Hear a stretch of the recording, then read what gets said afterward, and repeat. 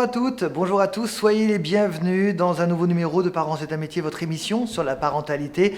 Troisième cause de mortalité en France, les accidents domestiques revêtent plusieurs formes selon leur origine. Chute, brûlure ou encore intoxication, ces événements concernent particulièrement, et vous le savez, les enfants en bas âge. Comment prévenir ces incidents et comment préparer son habitation pour évidemment les éviter? Eh bien, pour en savoir un petit peu plus, je vous invite à aller à la rencontre tout de suite de notre psychologue Véronique Montet.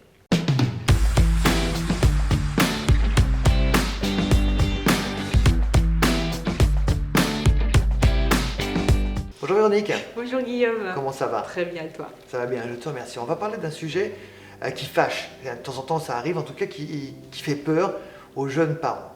Lorsqu'un bébé naît, il est dans son petit couffin, tout va bien. Et puis, il prend effectivement de l'âge, il commence à galoper, d'abord à quatre pattes, et puis ensuite debout.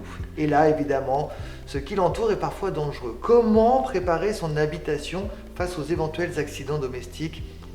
Ça, c'est un thème important aujourd'hui. C'est sûr, c'est un thème important parce qu'on n'a pas envie que notre enfant se blesse. Et en même temps, on a bien envie qu'il explore. C'est quand même la preuve qui se développe. Je veux dire, quand il marche, on est tellement heureux.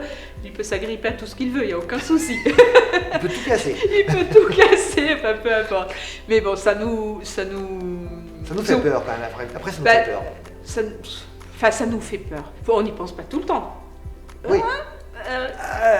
Il ne faut pas que ça devienne une angoisse permanente. Voilà, c'est ce que je voulais t'entendre dire. Non, voilà, mais par contre, effectivement, le four, il est quand même toujours à la disposition du petit. Exactement. Donc ça, c'est aussi un apprentissage à l'enfant. L'enfant, quand vous faites de la cuisine, s'il est à côté de vous, vous lui signifiez bien que c'est chaud. Quitte à lui approcher un petit peu la main pour qu'il sente que c'est chaud. Parce qu'ils ont besoin de tester aussi. À ça aussi, ils sont tellement explorateurs, ils veulent vérifier. C'est des vrais petits scientifiques. Hein. Ils ne se basent pas seulement... C'est Indiana Jones, hein, ça m'arrête pas. Hein. Mais ils ne se basent pas seulement sur les dires des parents, même s'ils ont confiance en eux, ils ont besoin de tester. Ah oui. Ce qui est plutôt rassurant. On n'est jamais aussi bien servi que par soi-même. Alors... Sauf quand on se fait un petit peu brûler, quoi. On a besoin de vérifier, mais c'est normal, c'est une preuve de curiosité, puis on est motivé à apprendre, on avait fait un sujet là-dessus, ça fait partie de ça. Alors après, effectivement, nous on va aménager physiquement notre appartement ou notre maison par des protections, obligé de mettre des protections sur les coins des meubles, empêcher que le placard s'ouvre trop facilement, mettre les produits dangereux en hauteur. Bon, tout ça, ce sont des recommandations classiques et de bon sens en fait. Après, il faut savoir que l'environnement, il ne peut pas être à 100% sécuritaire. Voilà, il ne peut pas être aseptisé à 100%, parce quoi qu'il arrive, lorsqu'il va à l'extérieur, il va se retrouver avec des cailloux, à la plage avec des grains de sable, et ça on ne peut pas l'enlever. Non, et c'est même un bienfait. Parce que l'environnement ne peut pas être aseptisé comme il n'est pas seulement que dangereux. C'est juste un environnement varié auquel on doit s'adapter. Donc le parent, il doit pas être attentif, malgré tout. Le parent doit être attentif. Le parent est toujours à l'arrière-plan, surtout quand ils sont tout petits. Il est toujours à l'arrière-plan. On le sait bien qu'après, on les perd parce que leur environnement est plus grand. Donc c'est d'autres personnes qui prennent le relais. Et puis là, on perd un peu. Mais oui, ce qui est important, c'est que l'enfant explore en toute sécurité, mais il y a des risques. Mais en même temps que le parent ne le surprotège pas, c'est-à-dire qu'il ne dise pas attention à tout va.